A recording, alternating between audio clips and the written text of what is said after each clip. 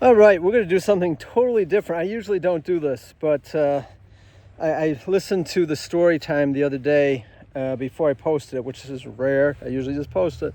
I listened to it, and I'd forgotten some things. So I'm going to do this again. I think it's an important one. It's one of the more important stories that we've ever done for Bound Responds. I've told it many, many times at orientations and everything else. So, so here is the very, very, very fast... Not really. I say that every time. I'm sort of lying. Version of what happened after Hurricane Katrina, at least for us. There's one story there. It was on our first trip down. They're just amazing. So, and it's an example, whatever you want to call it. Coincidence, synchronicity, being aligned. I have friends who call them God incidents. I don't know. Just happen a lot. Happen an awful lot. I've had, so many. But here's probably my favorite. So we're just going to talk about it real fast. And here we go. So, and these dates are by memory, so I hope I'm right. Superstorm Sandy. Superstorm is a combination of hurricane and other weather events. So here we had a nor'easter, we had we had a hurricane, we had rain coming in from from the west and east, and all coming together in the New Jersey area first, and then moving up. I will say the storm hit elsewhere. I don't want it to mean any of it at all, because it hit Florida and Haiti and elsewhere. I don't want it to mean that, but I wasn't there, so I can't talk about that.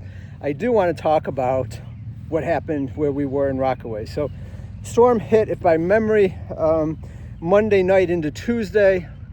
It was pretty bad. This is along the Long Island, New Jersey coast. And so we went down very quickly against the wishes of some.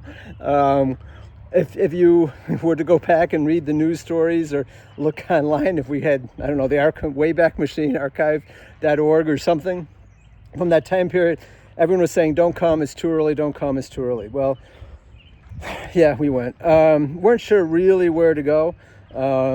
We ended up picking Rockaway, clearly only because a senior at Bonaventure that year had his house flooded, and we decided to go there, and that was it. That was the entirety of we thought about it, and then we said, well, there we go. That's where we're going. So we ended up in Rockaway. And I think it's worth telling about how we got the trip up to that. So from Monday night to Thursday night, really, we went fast. We ended up on Monday night. Tuesday, we saw all the damage, how bad it was, and we had a meeting, university-wide meeting, to see who wanted to go, how we would get there, and talk about all kinds of things. It was an orientation, it was a training, and it was a organizational meeting all at the same time. So it was super interesting, and I remember we had it in an auditorium on campus. And we went on Thursday night. Thursday I taught until about 8:40, and then decided, hey, we're going. So we drove, I don't remember what time we got there. I'm guessing, so it's about 7 hours, 6.5, 7 hours. So we probably got there earlier morning. I sort of, that part I don't really remember what time we got there. But, and it was pretty amazing trip. I don't even know where to begin. There's so many things. So let's go back to people not wanting volunteers yet. So they said it was too dangerous and that they were out of everything. They were out of gas. They were out of, gasoline, food, you name it. So we had to be self-sufficient to the upteenth power. We could not be taking anything away from people in need. So, it's still a joke in those trips that the first trip down, I think we took 45 gallons of gas. In addition to everything in the vehicles, we filled up in Monticello. A couple hours outside of New York City. We filled up everything and went down. So we get into New York.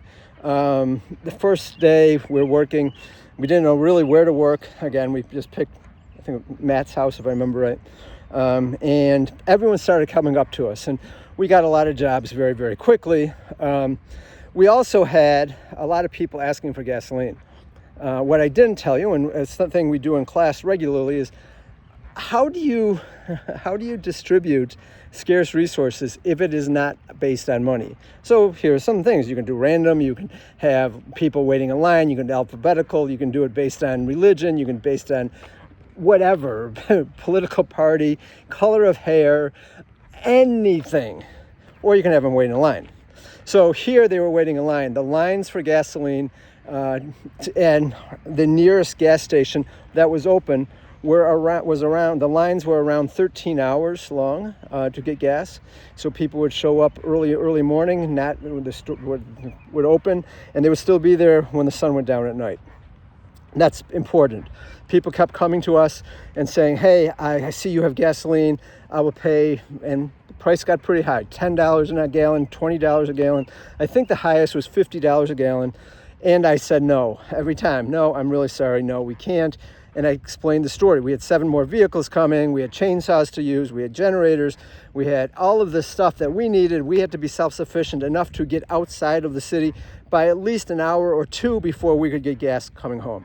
So that was my story. I'm sticking to it. I told it over and over and over again. I got really good at it, unfortunately, because so many people were asking. So we're finishing up one house, Matt's, I think, and we're walking back, and this guy comes up to me, and I don't know. He started crying. I don't know how else to say it. And of course, what do I do when someone comes up to me crying? I give him a hug. So we're hugging in the middle of the road. Don't worry, there's no traffic. And he's like, please, can I have a gallon? Can I have some of that gas? Please. And I'm like, no, sorry, but now I'm really good at telling the story. No, can't have it. We need it, et cetera, et cetera. He goes, come see my house. If you still say no afterwards, you're a better person than I am. Okay, well, I'll go see your house, but the answer is still going to be no, right? That's what I'm going through in my head. So we go in the house. We walk towards the house, and it's right across the street. By the way, his name was Jim as well. So we walk in. We don't even walk in. We're walking across the yard, and there's a tree down, and I'm like, I got that. I love cutting trees. This was right after the year before. We had spent a lot of time in Alabama and in Oklahoma the year before that, and I mean in Massachusetts, and we had been responding to many tornadoes, and chainsaws were what we were really good at, and I couldn't wait to use the chainsaw the next day. Explained that to him. I got it tomorrow. We will do it. No, you haven't seen it yet. Okay. So he goes, we go into the house. We're in the side entrance of the house, and look down in the basement, and you can see water still in the basement. You can see a refrigerator that had floated up and was jamming the steps on the way down. The walls, it was a furnished basement, by the way. So the walls, drywall, etc., were soaked. Still needed to be pumped a little. It was bad. I'm not gonna lie, it was bad. So I'm like, sure, we got this tomorrow. We're really good at gutting houses. Just let me, tomorrow we'll have people here. We will have people here to do this. And he goes, no, you haven't seen it yet. What are you talking about? There's not any water damage upstairs. One coming in, we didn't see any. He goes, come upstairs with me. We go upstairs, 1 flight of stairs, 2 flights of stairs. We're up on the 3rd floor, getting a little weird. And he walks in, we walk into a room, and it's his, and if I remember right, his 81-year-old father, who was absolutely as white as a ghost. He had a Jets hat on, and it was 48 degrees in the room. And I shook hands with him. He was in bed, under covers. I shook hands with him, and he was freezing. And at that moment, I had made the decision he was getting the gas. There was no way they were not. I was going to leave a 5-gallon thing of gas with them to run the generator so he would be able to keep his dad alive. But I can't say, yeah, you got the gas. If not, your dad's going to die. Especially can't say that in front of him. So I say, nope, sorry, we can't. We don't help Jets fans, because he had a Jets hat on. We don't help Jets fans. We can't do that. No, really, we do. Sorry. I didn't want to, but we did. Even though we're Jets, we did it. Not my best moment. Anyways, so we go, and he goes, but let's go in the next room. You still haven't seen it. Next room, his mother-in-law His mother-in-law had survived the Battle of Britain, had in World War II. She had Alzheimer's, dementia, I'm not exactly sure what, but she was in a nursing home that got evacuated. They were afraid she would run off. If he went and got gasoline, if Jim had run and got gasoline, she might have taken away off. It was a lot. There was no chance he wasn't getting the gas. We go down a flight of stairs, and the next floor was his 17-year-old son, who had severe cerebral palsy. And as I look back at this, whatever now, almost 13 years later, I still think the highlight of that day, was when I got a high five out of his son. And it just felt like it was it was everything. It was like, it took a while, but he high-fived me. And so there was no way they weren't getting the gas. 100% sure getting the gas. We got them the gas. Gave it to him, gave him a 5-gallon thing, got the generator going, warmed his house up. A win. Next day we come back, we're working on the house. That was sort of the base of operations. From there, we met many people who are still friends and supporters of Bond Response, all these years later. In fact, this past week, I was working on a job site, and we were using tools that Jim and this other guy, Alan, across the street, had given us for when we were going to Florida in 2023. So we formed lasting relationships. I don't know. This is what we do. So, long day, had pumps going. They got the garage, which is an underground garage, that pumped, the basement pumped, most of the drywall out, all the garbage out. I mean, it was a lot. We had a lot of people going. I think we had about 70, 75 people working that day. It was a great day. It was a really, really, really good day. As it's getting dark, late October now, it gets dark early. It's in the eastern part of the time zone. It gets dark early. Police officer comes up to us and says to me, "Are you in charge here?" Me in charge? And I'm looking around, and no one is arrested. No one is anything. And I'm like, yeah, I guess I'm going to get in trouble. I'll take it for the team. I will say, yes, I'm in charge. Yes, officer.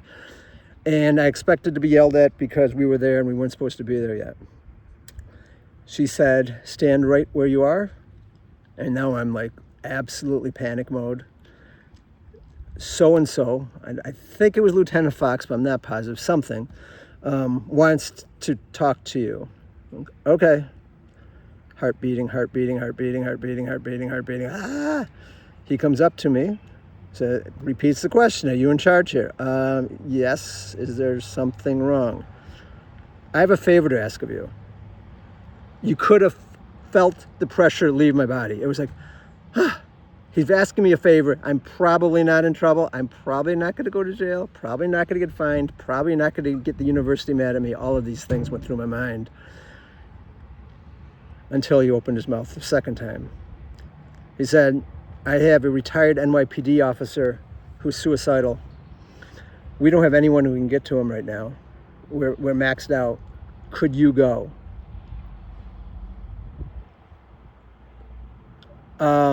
I'm a finance professor. I told him that. I'm like, I'm a finance professor. I volunteer stuff, but I'm a finance professor at that basis. Are you sure you want me to go? And he goes, "Yes, I'm sure. I want you to go." So we go. I get a couple volunteers, and take them from cleaning up, and we drive the 5-6 blocks away. We go up to the house. We pound on the door. Nothing. Keep pounding. Finally, after we thought it was too late, guy said, "What do you want?" His name was Irving. Irving had lost his wife just before the storm. His house was flooded. Irving was a worrier. Irving had a lot on his plate. And he finally answered the door. And I explained what happened and how we were asked to come over, and they were worried about him, and that they told us he might be suicidal, and we didn't want that, and please don't do anything dumb, and be around for tomorrow. And tomorrow I would have 40 people there working on the house, and we're really good at gutting. I had the whole spiel.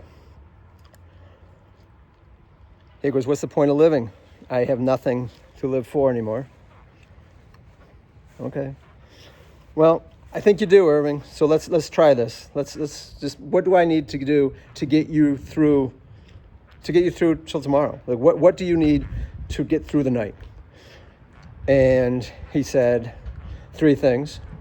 He said, I need, number 1, a hot meal. Number 2, blankets, dry, warm blankets. And number 3, a 2-liter of Sprite. Okay. Yeah, why not? We got that. I don't know how, but we'll get it. I had no idea where it was going. But of course I had to yell at him. I'm like, listen, if we get this stuff and we come back tomorrow and you've killed yourself, somehow, one way or the other, I'm going to raise you from the dead so I can kill you myself. You better be here tomorrow. And he laughed. So I thought we had won. Like, once you get him laughing, you usually won the game. So we get off the porch. Kelsey and I were in the lead. We walked down, and there's a car coming down the road. We're parked in the road, and the car's coming. I think we're parked on the wrong side of the road even. Details. No traffic was a big deal.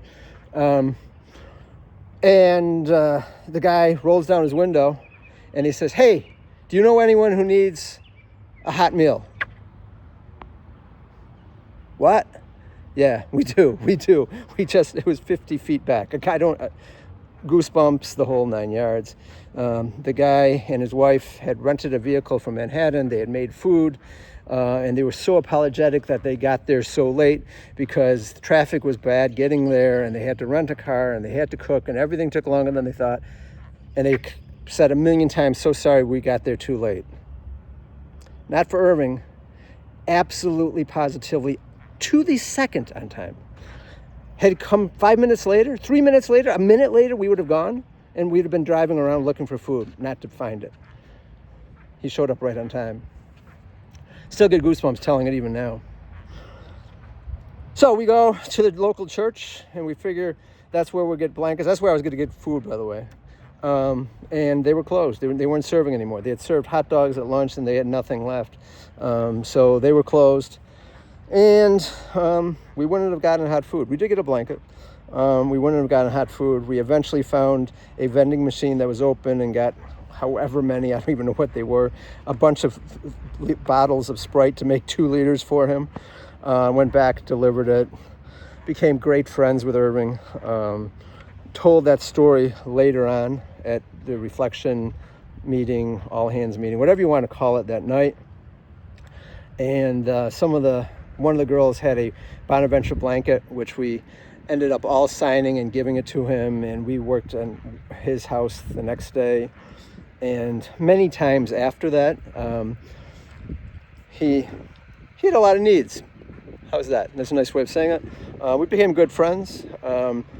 Probably once every other month, once a month, something like that, for the next 7 years until he died. Either just before or right at the beginning of COVID. I don't remember. He would call, and usually, we would talk about where boundary spawns are going. We would talk about other things. But very often, his conversation started with, Hey, I slept with you last night. Irving, you didn't sleep with me. You slept with the blanket with our names on it. Please, just... Because it's funnier my way. Yeah, you're right. It is funnier your way. I can't lie with it. Can't deny it. So that's the story of Irving. And I just to round it out, I will tell the back part of it, which ended in 2023. Alan and Jim, the 2 people who lived at a kitty corner from each other at the houses that we were working on that first day. And we did go back. We built a wheelchair ramp for Jim's family, for the 17-year-old. And we worked there as well a couple more times. Irving became great friends, took us out to eat, fed us, gave us hot showers when we were staying for future trips. Just a great guy. So in 2023, Hurricane Ian hits, and I'm talking to, as I often do, I called people from past trips and mentioned, hey, we're going to whatever, just keep you in the loop. And I was telling Alan about it. And Alan got all excited, and he said, this is our first big trip, by the way, post-COVID. So he said, where are you going in Florida? And we told him Pine Island and out near Fort Myers. And he goes, I'm going to get you some stuff. Okay. And anyways, he goes across the street and talks to Jim. And the two of them end up donating enough tools that we did not need to take any tools down. We had, well, it was $3,000 worth of tools they gave us. And we are still using them. We used them last week. And there's so many other stories besides the coincidence story there. But I think one of them has to be that, we're all at some point in need of help, and at some point have the ability to help. And Alan and Jim both saw both sides of it, and so many others have. I shouldn't just pick them out, but the story's about them, so I will. You never know. And I hate the term paying it forward, because I think we should just do it anyways. I was talking the other day to someone in Gaza, and it is awful. And his question was, why are you doing this? And I didn't have a good answer. I said, because you matter, because you're important, because whatever. And finally I said, because you would be doing the same thing if roles were reversed. And he said, yeah, I would. That's all I got. That's all I got. Oh, one final thing. Please, be more like Patrick. He watches these, and that's his way to make sure he gets through the whole thing. So I say it at the end to make sure you watch the whole thing. So anyways, love you guys. Thanks so much. Hope you enjoyed the stories. Bye.